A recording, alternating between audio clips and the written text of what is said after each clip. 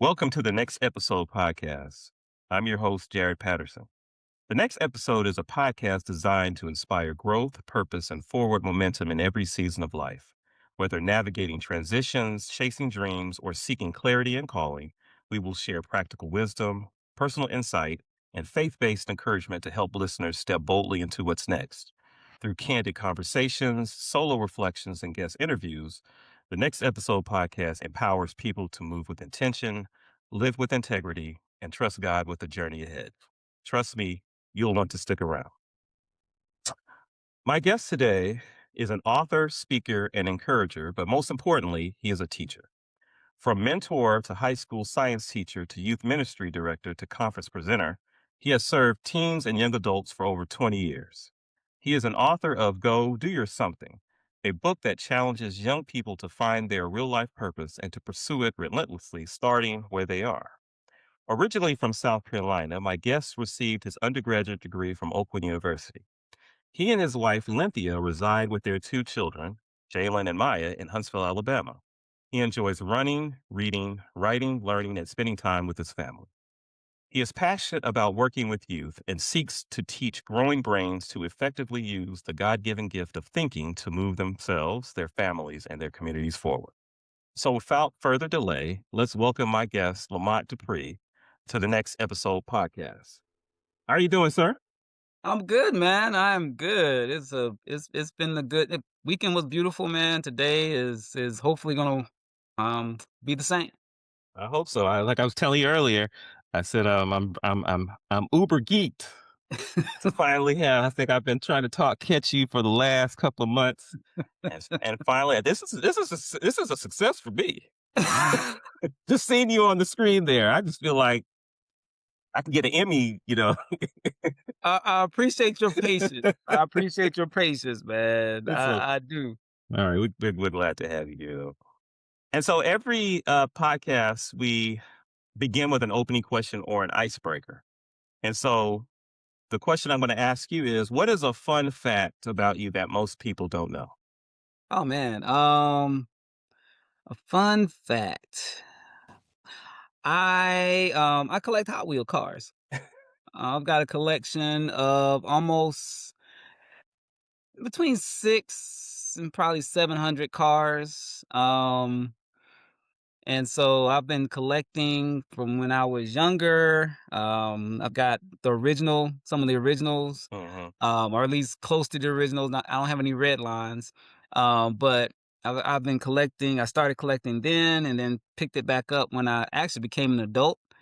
Yeah.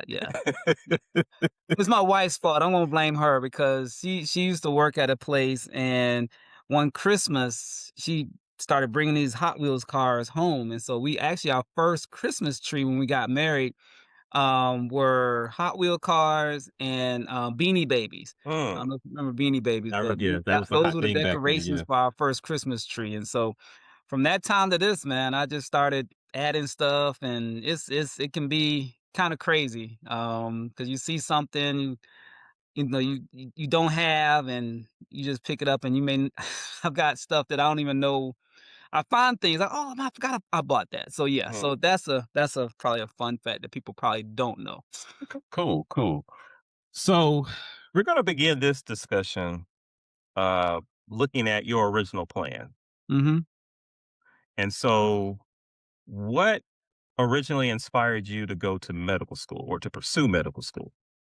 Oh man, crazy. I so when I was my couple of things. One, I really enjoyed science. When I was in middle school, I remember one of the first our life science class was a dissection, and we did a we did a fetal pig dissection for almost the entire year.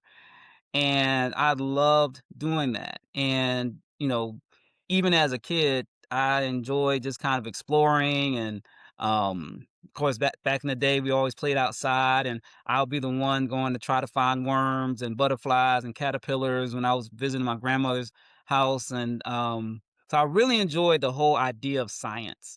And so when I went to Oakwood, for I forgot my sister was there, and for some reason I was still in high school, and I found myself in the biology department. and still don't remember why I was there. But I saw a poster, and this is true story. I saw a poster that said, something to the effect, "These are all the things you can do in biology." And so, with a degree in biology, and it listed several different things. And I was like, "Man, okay, I want to do biology, and do I want to major in biology." And I said, "Well, you know what? If I want to major in biology, I might as well, choose medical school as my profession." And it was that, very simple. It wasn't some long epiphany that said, "Hey, Lamont, go to medical school. I want to help all these people and heal." It wasn't that. It was a poster that initially sparked my interest in medicine. I loved anatomy and physiology when I was in high school, and it just kind of kept going from there. So I found myself on that trajectory as I graduated from high school and going into college. And the crazy part is, I came to Oakwood in '92, Hmm. and when I first came in contact with Lamont Dupree, I didn't see this is news to me that you want to be a doctor. I saw, I was introduced to you in WSB, Hmm. and for people who don't know, WSB was Willie's Succeeding in Black. That was like the Oakwood College version of the Black Panthers. Hey man, yeah, yeah, yeah. And I was About thinking as radical as you got. yeah, man. Yeah, that and so I thought you were going to, community activism, sociology, something along those Mhm, lines. So when you mhm. said when I was, you were filling out the guest questionnaire and you said medicine, I was like, man, I did, knowing what you've been doing, Right, since I've right. known you, I was like, I would have never seen medicine. I was like, "That's interesting," and, you never know people until you start Yeah. having these in-depth discussions. So, you wanted to pursue medicine. Mhm. At that particular time, what did success look like for you? At that time, for me, success looked like, doing good in school, um, getting good grades, um, finishing up, uh, applying for medical school. And understand, my thing was I realized at some point, because my dad told me initially, my dad wanted me to go to engineering, Mhm. because back then that was a big thing, and if you like science and you had that mindset, engineering, a lot of blacks Right, right. um were being pushed into the engineering field. Mhm, And I knew that didn't want to do engineering or anything like that, because I didn't, that wasn't my thing. It was the biological sciences, not necessarily um, those types of sciences that kind of got me. I definitely didn't like math that much. And so um, I knew that I didn't want to do that. And so I but my dad told me and kind of sparked, "Hey, you could do psychology. Or, you like talking to people. You like working with people and that kind of thing." And so my original thought was I could do biology, minor in psychology, um, apply for medical school, go get my degree in psychiatry. I mean, mm, finish up with psychiatry, or if I wanted to, I could go on and get my psychology degree and get my PhD in psychology. mhm, Now, all of this, Jared, it was more of a inclination rather than a researched thing. This was something that was in my head mhm. that I thought, I kind of picked some things out and said, "Oh, this would work." More so than, "Let me research it. Let me see what the trajectory. Let me see what the process is." It was more just, "Hey, I think I could do this," and it sounded really good when I would talk to people. And so success for me was, pursuing those things and hitting it. So that was for me. That was the definition at that time. So, did you feel any and a lot of times we Hmm. get pressured into doing certain things. Did you feel Hmm. any external pressure, whether it was from your family, whether it's from our culture, Hmm. whether it's from just others' expectations to stay on that path into the medical field? Um, Not really. My parents were pretty. I mean, they knew they knew I was going to college. That wasn't an option, right? Right, right, right. But they like I said, outside of my dad kind of pushing and saying you should consider engineering, there was never really any pressure from my parents to say, "Hey, Lamont, you need, medical school," because neither one of my parents are doctors, so it wasn't like I had some vision of what that looked like Right. to follow. And so for me, the pressure was more so, me thinking status, me thinking, Mm, Dr. Dupree, mhm, me thinking that if I like science and if I like helping people, then and it, and this is not uncommon for a lot of young people, and we'll probably talk a little bit about that, but that thought is medicine.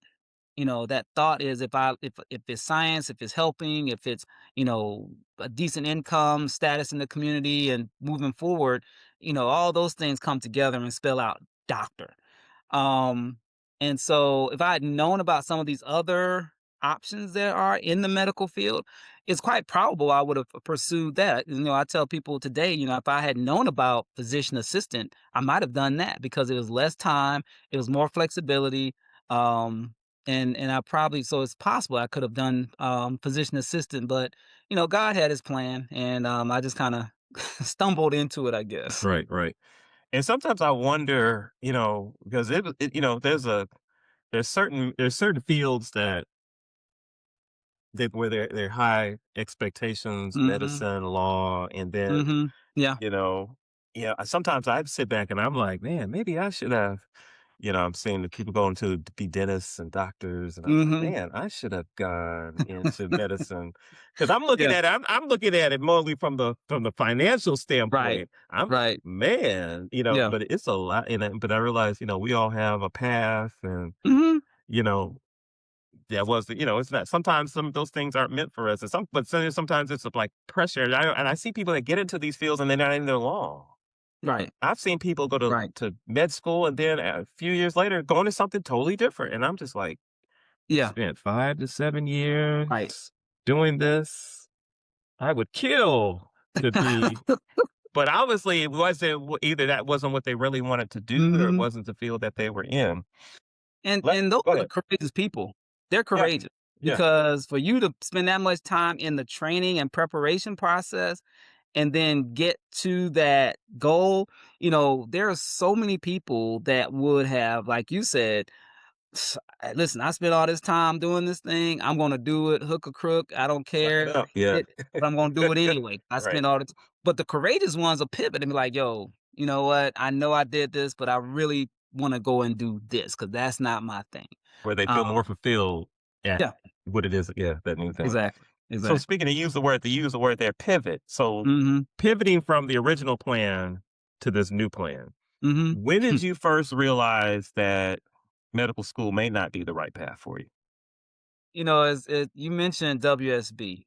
Mm, And for me, when I started working with WSB, it really opened my eyes. I credit the organization and my mentors and peers in that organization and the work that we were doing to what helped me understand what my true purpose calling um, was and is. Because during that time, what we were doing, we did a lot of community work. We were going to the high schools and talking to students and kids and tutoring and doing programming and doing mentoring and bringing students on campus. And we were doing a lot of that kind of work. And I realized, especially within the tutoring realm, that I enjoyed teaching. I enjoy the act of educating and seeing kids have those aha moments when the light bulb came on. They're like, "Oh, I get it." And one thing that I knew or felt I knew when I was in high school and coming up was that I knew I didn't want to be a teacher. I knew that. I didn't know all the things I wanted to be, but I knew that teaching was not going to be my thing because my dad was a teacher. My mom had pursued education. We had a whole, line legacy of teachers, which should have been a clue, but I ignored it. I'm like, I don't know what all that is, but I'm not doing it. And so, but through all the work that I was doing with the organization, I was like, man, I like this. And so that's when I realized that, first of all, I was like, okay, I don't have to go to medical school to help. the community. I don't have to go to medical school to help kids and do all the things I'm really enjoying doing. And so that was part of it. And the other part was organic chemistry. Mhm. If anybody knows, they know. I think that Organic, settles it for most of us. yeah, yeah. it was, it was, it was one of those things, man. Yeah, organic chemistry. I'll find another route. Yeah, yeah, yeah. Exactly. I'll never forget it, man. I was sitting in a classroom in Cooper Complex on campus at Oakwood College. Let me get Mhm. it straight. And I was sitting there. I was like, man, I don't like this, and so I was like, you know what? I don't think this is what I want to do. And so it was kind of like again, just one of those things that the light came on for me, doing this other stuff, and realized that the other thing, the light was dimming, because I was watching the people that were truly dedicated to going to medical school in the biology department. They were spending hours doing research, hours in the lab. They were always and that wasn't me. I was out here, saving the world and helping kids and doing all this stuff, and I enjoyed it. Um, and so that's what really was the kind of pivot, to me, to realize that I wasn't going to be going to medical school. Sometimes sometimes in life the biggest barriers to ourselves are the inner fears and inner doubts that we have. Hmm. It's not necessarily the pressure people are putting on us and putting Right. before us. So, what fears or doubts did you wrestle with during this transition? Well, one, I had to kind of figure out, was I going to stay in biology and finish up that and then figure it out from there? Or was I going to change my major? One of the things that Hmm. one of the things that was happening at the time, um, and I don't know, this may be the same for a lot of HBCUs or institutions in and of themselves, but a lot of my peers, they were taking more than 4 years to finish up school. Mhm. And that seemed to be a common thing for students in the because I was hanging out with people that were friends of my sister who had come to Oakwood like a couple of years before me, Right. and I'm hanging out with them, and I graduated with several of them. I'm like, I said, "God, we gonna finish this thing in 4 years." That was not Right. gonna be my story. Right. Right. And so that was one fear. Am I gonna be able to finish this thing like I planned? And me and God had talked that out. And so I knew I decided I wasn't gonna go back. The other fear was, okay, if I'm not gonna do this, what's the next thing? And so trying to figure that out was probably the biggest thing.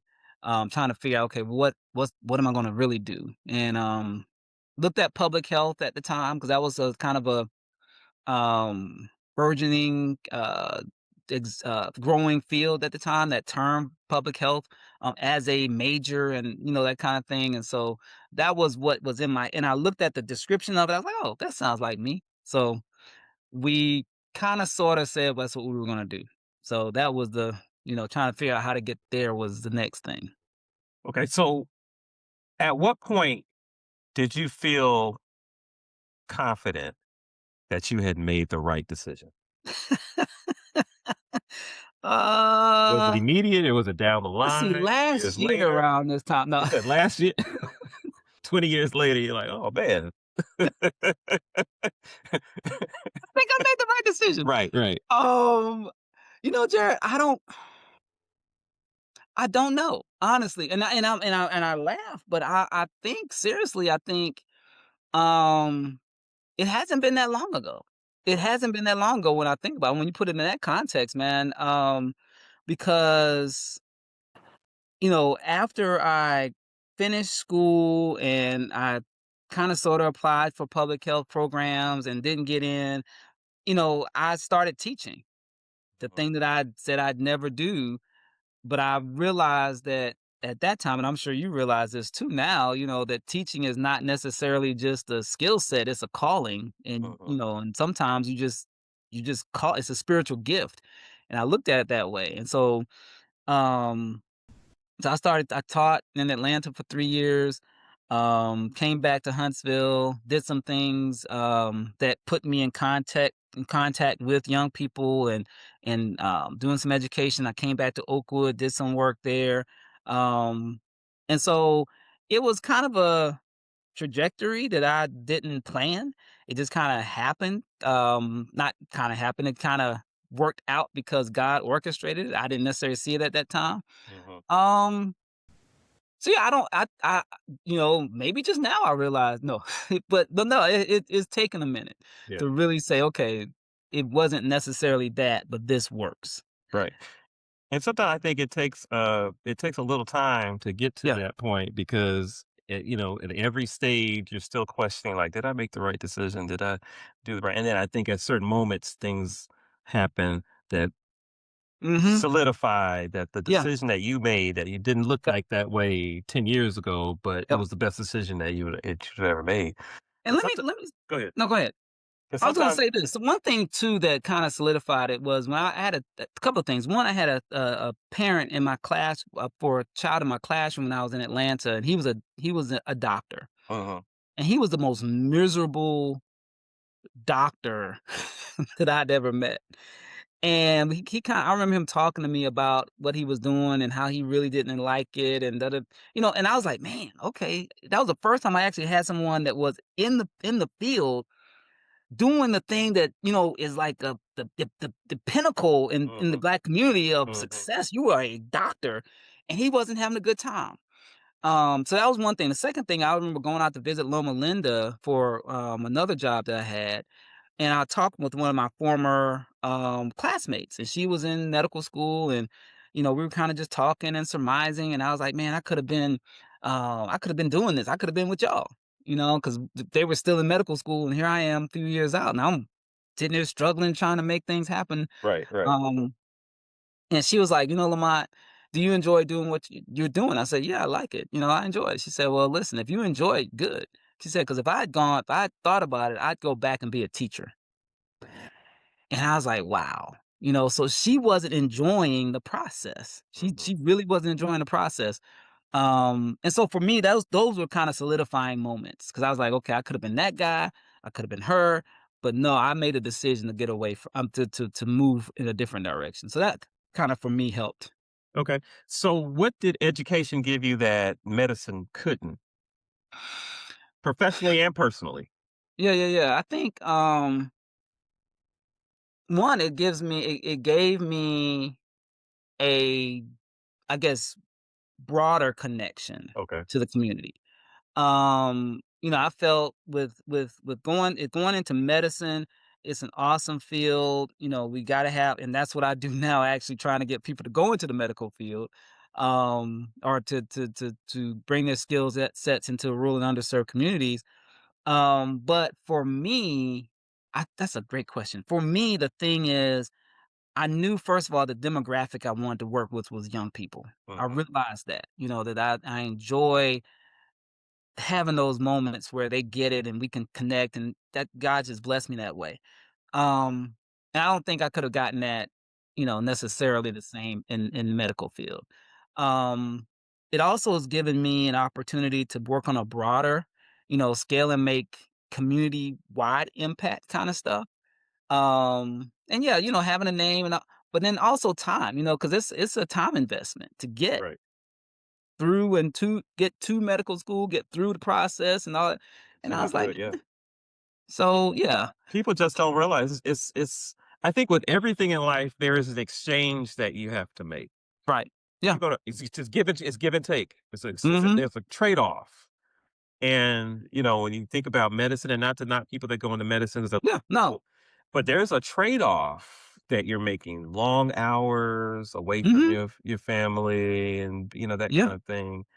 And for me, I've always been, family oriented. Mhm. You know, I want to be around I want my kids when they talk about me after I'm gone, they say my dad spent, not to say the other, not to say doctors Right. and they don't, I'm not saying Right. that at all, but just for Right. me, Right. I just love being with my kids, being with my wife, being with my family. Mhm. And I was like, Yeah. And I think that was the other part, Jared. I think, I looked at what lifestyle I wanted to have, and that was "Mm, part of it. I knew I would, I wanted to be married. I knew I wanted to have, well, I wasn't sure about the children part, but I knew I wanted to be married. I think we all are not sure about that at first. I knew I wanted to be married, and, and I didn't wanna have to take, and it was part of the time, it was just it was gonna take a lot of time, and I knew that like you, I wanted to be present. Mhm. Like you said, not every area of medicine takes you away from your family, an hour, days on it, but for me, I was like, yeah, lifestyle was gonna be important. Right. All right. So you have the original plan. We made the Mhm, pivot. mhm, You've talked about discovering your purpose. Now let's get into how you're impacting the youth. mhm. Why is working with youth and young people and young adults so important to you? Oh, man, I I I I I I I love young people, man. And I see adolescence, and that time frame is so critical.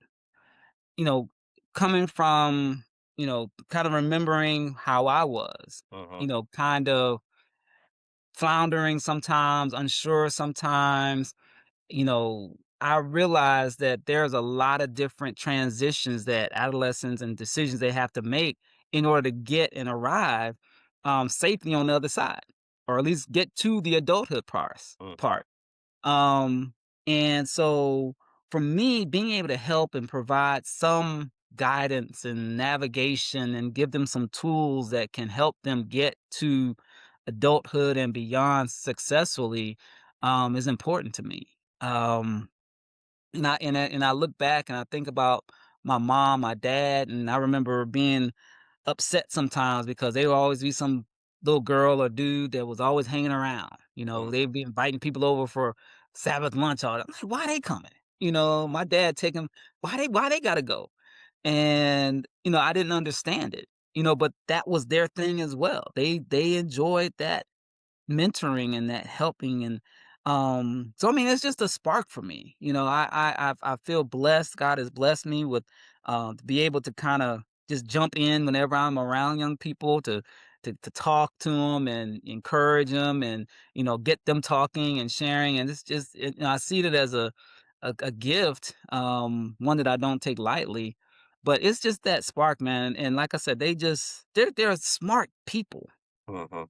Young people are smart and they're honest, sometimes to a fault, but they're honest. Mhm. Um, and so it's just that whole exchange, man, I enjoy. And I think for me, I experienced some of the same things. Uh, I've always looked at being an educator as doing more than just teaching them a particular skill. So for me, it was Mhm. more than just teaching them how to write an essay Right. or how to interpret literature. Right. Um, I would say that was 50% of my job. I think the other 50% was developing them into adults who are going to be functional in our society, and Yep. especially with African American young men and young women. I was like, yeah, you all don't understand the world that you all are about to head Right. into, and Right. part of my job, yeah, is teach you how to write and to read literature, but it's also to be an adult Mhm. and just life lessons, in different classroom. Coming to class on time, that's a life lesson. Turning your assignment on time, that's a life lesson. If you Right. work if you're work for an engineering firm and y'all have a project and you turn your project in 30, Right. there's a deadline and you turn it in Right. 30 minutes late, and you could be fired. Right. Right. They're not going to give you the grace, out there in the world, in the real world, they're not going to give you the grace that I extend to you. Let you come Mhm. in late, Yeah. let you turn an assignment late.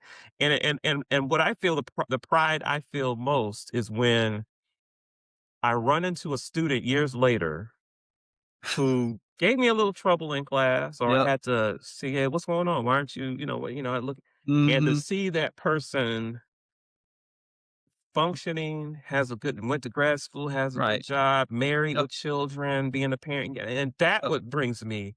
And, that's what brings me joy to see that. Yes. Yes. And that part is incredible. I just did a program last week from my day job, as I say, and we with some young people in a rural area. We did a spring break kind of leadership training for them, and Mhm, just it was very simple to me. But at the end, I mean, it was just 3 days, and most of the kids that were a part of it, I just met within the last that week, and a couple of them I'd known from some other things mhm, I had done. But at the end of the week, they handed me a card hmm, and they gave me a little gift card, but the card itself said thanks. And I was like, to me, I didn't even do anything that much. I just showed up mhm, and we did stuff. But man, I mean, that kind of stuff is rewarding and it mhm, says something clicked. And they make, we throw a lot of things at young people. And I'm like, my thing is always, you don't got to remember everything. Just like, Maya Angelou said, they may forget what you said, but they'll never forget how you made them feel. mhm. And so my thing is always that. I'm going to say a lot of things and hopefully just one thing will stick. And that one thing might make a difference. So in your work with youth and young adults, what are some of the biggest challenges that you see that they face today? Oh man. I think um Because they different.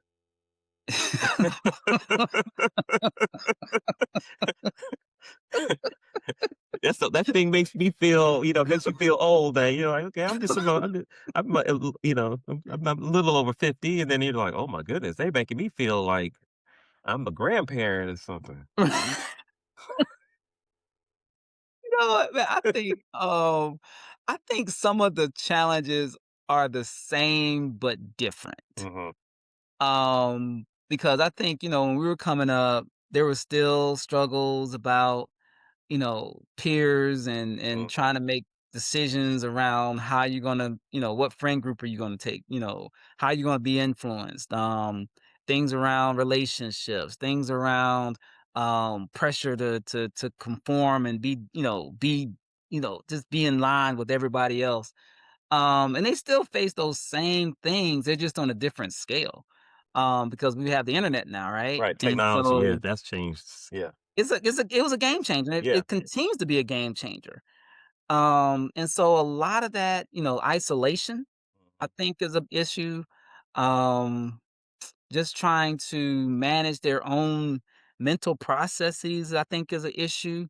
And understanding how impactful, when you kind of uh lend your brain to other people's opinions and thoughts without kind of processing it, that's an issue. And so it lends itself to a lot of mental health Mhm, problems. mhm, Um, but the good thing about this generation is that they're not ashamed to talk about it. They don't have an issue sharing, they and don't.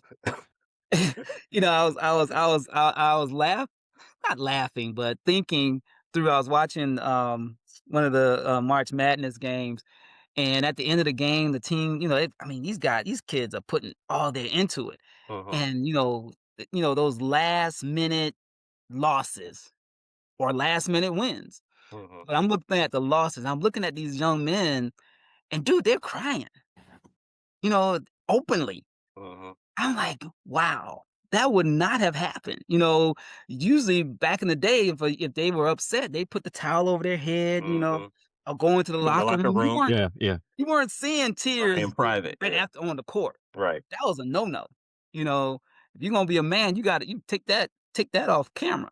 But these kids were okay with crying, man. I was like, wow, we've come a long way. So, but that, you know, demonstrating emotion, that mental health part, I think is probably one of the biggest challenges we're facing right now. So, how do you and what you do, Mhm. how do you help guide youth towards making positive choices and decisions? Okay, so two different levels. Okay. Um, One, as far as so with with my current position, um, like I mentioned earlier, we do a lot with just trying to help guide and give guidance to young people into the right career. So I talk a lot about, our specific goal is do workforce development for healthcare and trying to make sure we've got people coming back and serving in those areas, rural and underserved in Alabama specifically. And so when I'm talking to kids about health careers, my goal is for them to understand, first of all, there are a lot of options, right? You don't have to be a doctor or a nurse or dentist. There's a lot of different things you can do. The second thing is to make sure that's what you want to do. Because again, it's still the same thing about nursing. Well, I can be a nurse, and a lot of times that's a default, where people don't necessarily understand. Well, they've seen a nurse, they've heard of a nurse. I'm going to be a nurse. There's a whole bunch of other things Mm. that can take the same amount of time, the same amount of effort. You Right. just land in a different place that may be even a more favorable place than where you thought you wanted to go. So that's the first thing, just helping them understand what the options are and making sure that they know that's what they want to do. So that's on my current career path. And I mean, that's going to stay the same. I'm regardless of what the specificity is, I'm going to continue to do that. Mm. The second thing is just trying to be an encouragement. Mm. um, my kids always laugh or kind of talk about me really, because when I encounter young people, I may meet them for the first time. I may be in a store or I may be, um, just somewhere where I just happen to encounter someone that's maybe a young person or young adult, maybe at Walmart or some other store or whatever. And they're the cashier. And Mhm. my kids always say, "Dad, why are you always asking somebody about what they want to do or what their plan is?" And blah blah blah. Blah." They're like, "Why you do that?" And I'm like, and they said it's uncomfortable. I'm like, I don't do it to make them uncomfortable. I do it because I want to encourage them at whatever point they are. I want them to understand. I want to hear, what is the dream? What is the thing you want to, are you doing what you said you want to do? And if not, can I help you get there? And so, I'll have conversations with kids, man, all the time, randomly or intentionally, and just kind of help them see where they are, because oftentimes, young people don't talk to parents or they don't talk to other adults like that. And for whatever reason, God has blessed me with the ability to kind of get young people talking, and that's been, so yeah, so those are some of the things I do, man. Whether it be at church or in the community, or at work, I'm trying to get young people to talk and share and vision what they want to be. Okay. So, what would you say to students? This is going to be a two-part. Hmm. What would you say to students who, number one, feel pressured to follow a certain career path?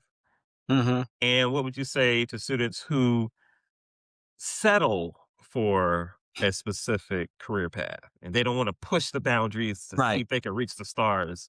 What would you say to either group? First group, I would say, you may have to have a difficult conversation depending on who's pushing you. Mhm. Because if you feel that, you know, just like a lot of young people, medicine, especially in the community that we function in. There seems to be a lot of pressure and I, and it's unfortunate. And I don't, say anything negative against my, alma mater or anything, but there's a lot of young people that I run into are older people who their thing was, when I went to Oakwood, I majored in biology. Mhm. And I was gonna go to medical school. But they didn't make it. And because I think at some point they realized that wasn't what they really wanted to do. And I think a lot of times when people say they want to do they say, "Well, I like science, and all I know is medical school. I don't know anything else." And unfortunately, they don't get to see anything else.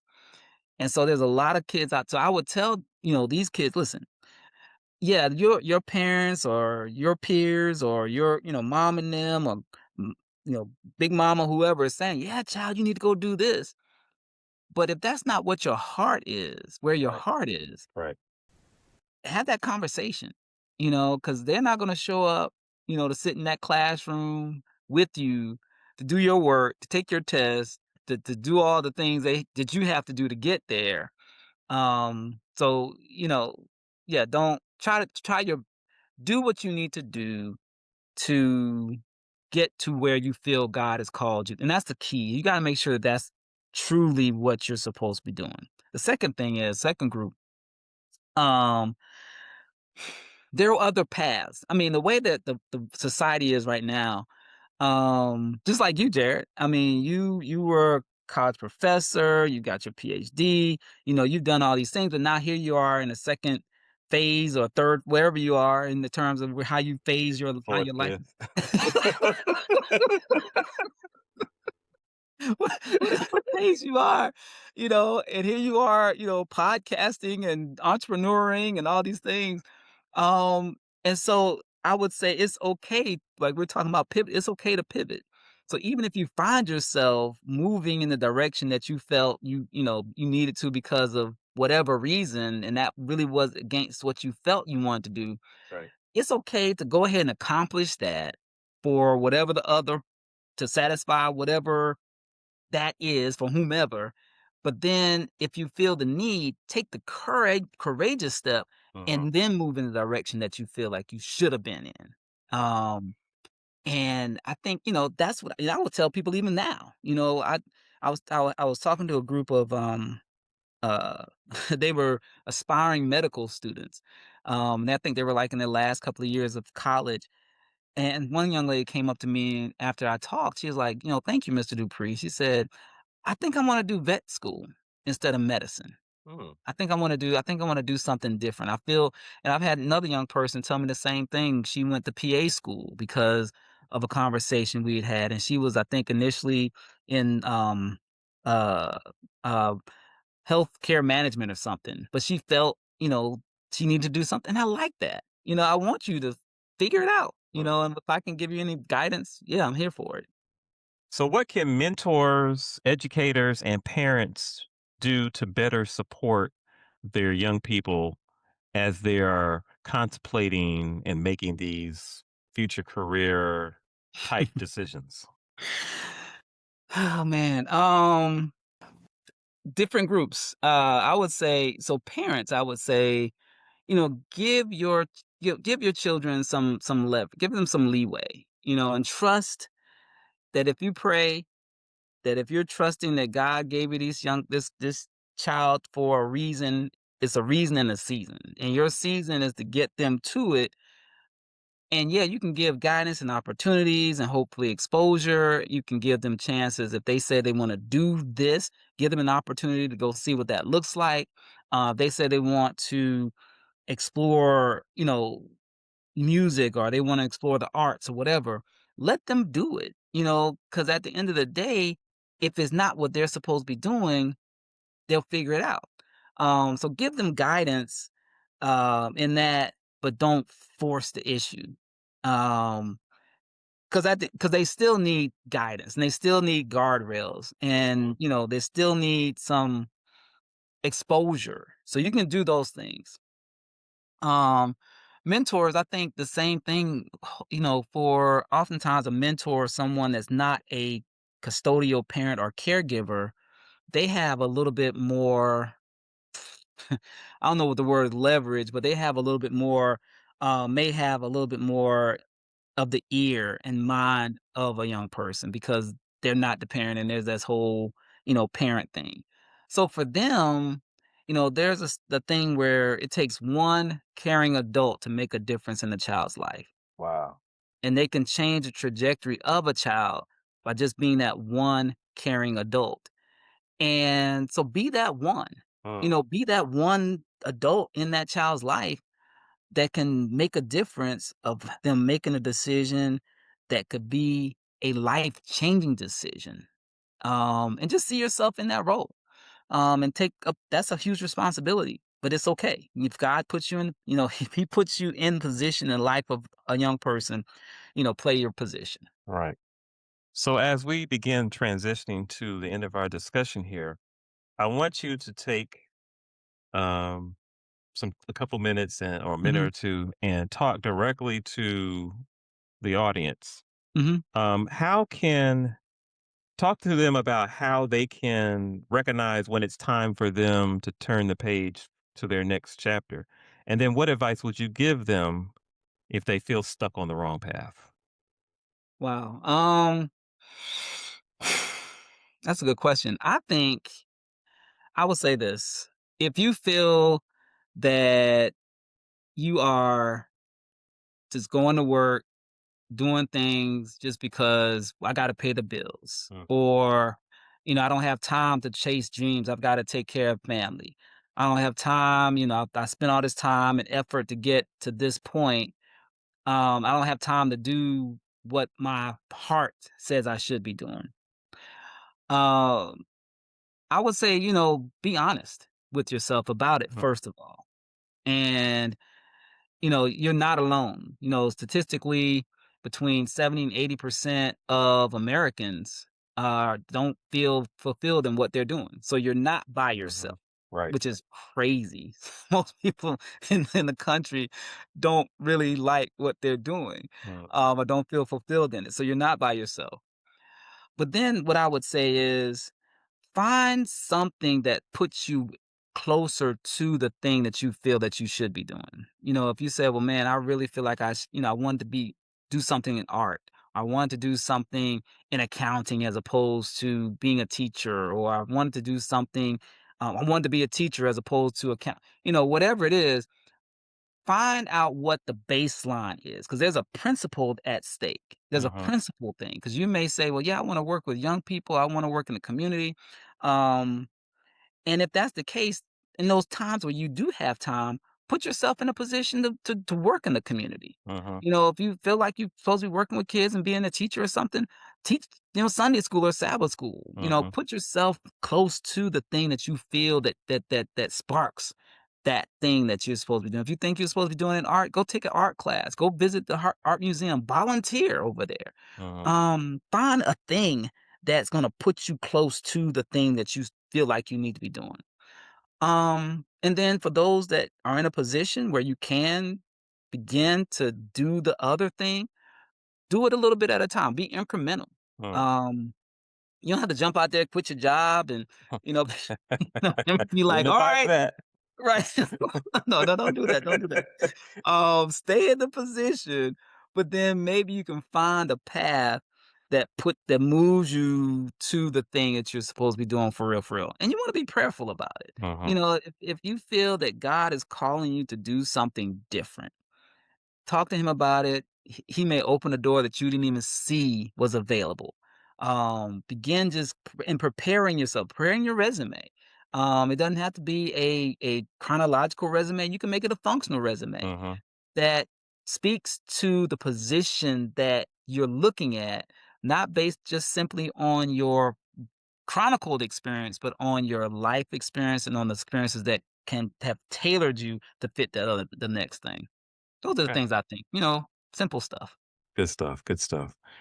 What a journey, and what a reminder that changing paths can still lead you towards something greater. I want to thank my guest, Lamont Dupree, for sharing his story and showing us just that. So, if you're listening today and you're standing at the edge of something new, or maybe you're in the middle of uncertainty, I want to remind you every ending isn't the finish line. It's just a setup for the next episode in your story. You don't have to have it all figured out, you just have to be willing to take the next step. God often reveals the journey one moment at a time. So, don't get stuck in the past and don't let fear paralyze your future. Your next chapter could be your best one yet. Keep showing up, keep trusting, and keep walking forward, even if it's one step at a time. If this conversation inspired you, share it with someone who's standing on the edge of their next step. And don't forget to follow the next episode podcast on Spotify, iHeartRadio, or Amazon Music, and now on YouTube every second and fourth Wednesday at 6 p.m. CST. So that you'll never miss an honest and hopeful story like this one. Until next time.